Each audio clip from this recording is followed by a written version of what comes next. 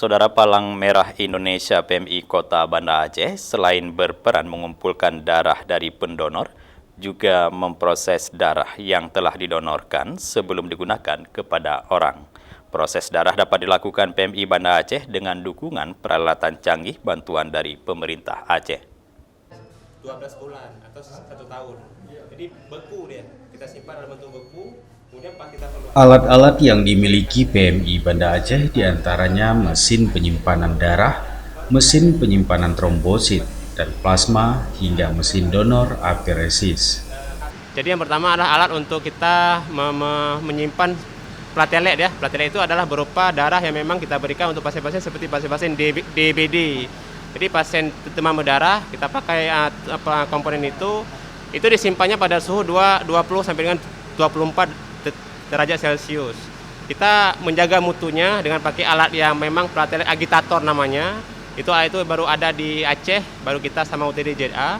Jadi jangan takut kepada pasien-pasien memang membutuhkan komponen itu. Tetap kita jaga mutunya dengan kita jaga suhu dengan alat yang memang namanya platelet agitator seperti itu. Oke. Plasma eksaktor ya. Untuk komponen plasma kita juga ada alat memang untuk menjaga suhunya tetap terjaga. Itu ada minus 25 sampai dengan minus 80 derajat Celcius. Disimpan pada suhu beku. Jadi bekunya itu nanti bisa disimpan sampai dengan 1 tahun. Ketika ada yang membutuhkan nanti akan dicairkan pada suhu 38 derajat Celcius. Oke, ruangan penyimpanan darah namanya cool room. Cool room itu adalah sebuah ruangan ukurannya 3 sampai dengan 3 kali 4 meter. Itu kita bisa menyimpan di situ ada produk darah seperti darah lengkap, kemudian darah merah pekat atau PRC. Jadi PRC itu adalah komponen darah yang paling banyak dibutuhkan saat ini di rumah sakit.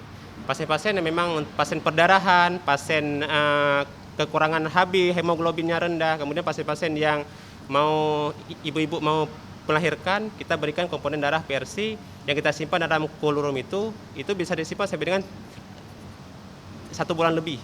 35 hari. Jadi jangan takut kepada pasien yang kadang-kadang ragu, kok darah habis donor kok langsung habis. Sebenarnya enggak, kita bisa simpan sampai dengan 35 hari. Ruangan yang pertama adalah ruangan lab ya. Lab penyaringan IMLTD namanya, uji saring IMLTD. Jadi yang perlu diketahui bahwa IMLTD itu adalah infeksi menular lewat transfusi darah.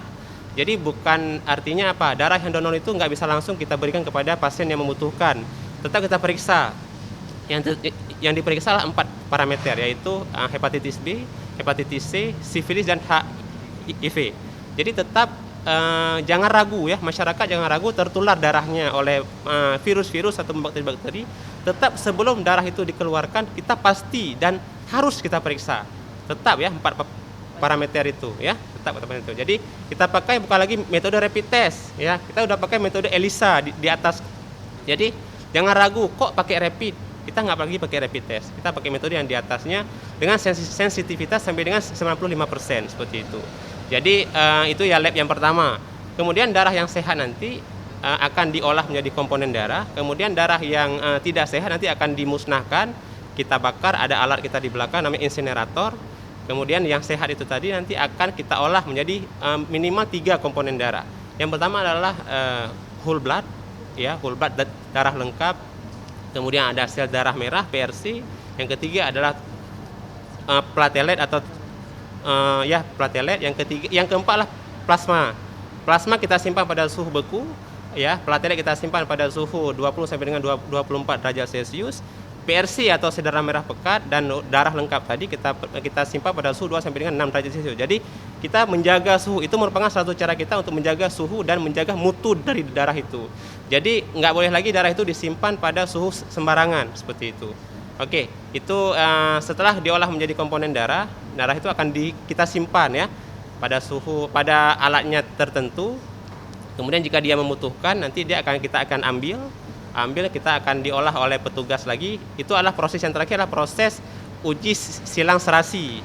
Jadi yang maksudnya adalah darah itu akan dicampurkan, digabungkan dengan antara darah dari penerima dengan darah yang sudah disumbangkan. Jadi ketika si A menyumbangkan, si B menerima, darah A dan B akan dicampurkan dalam pakai metode otomatis ya.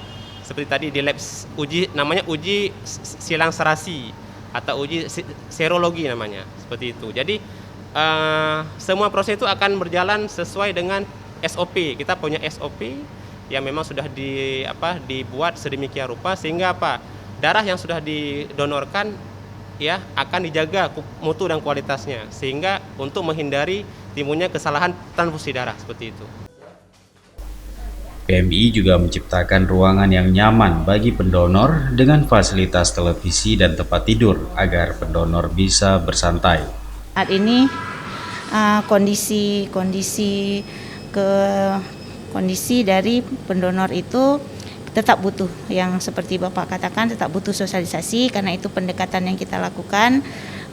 Pemahaman dari masyarakat itu harus kita tingkatkan bahwa memang donor darah itu bukan hanya sebagai pemenuhan atau mungkin ada keluarga yang butuh di situ kita berdonor, tapi memang itulah salah satu bukti nyata bahwa apapun yang kita lakukan, kondisi seperti apapun, tetap untuk yang berdonor, karena memang COVID memang kita terhalang dengan pandemi ini, tapi kebutuhan darah itu tidak berhenti. Jadi Ketua PMI Kota Banda Aceh, Dedi Sumardi Nurdin mengatakan, selama pandemi COVID-19, kebutuhan darah mencapai 100 kantong setiap hari. PMI Kota Banda Aceh memasok darah untuk 4 kabupaten kota, yaitu rumah sakit yang ada di Banda Aceh, Aceh Besar, Sabang, dan Aceh Jaya. Dedi juga menyampaikan terima kasih kepada pemerintah Aceh dengan program donor darah ASN yang sangat membantu kebutuhan darah masyarakat di PMI Banda Aceh.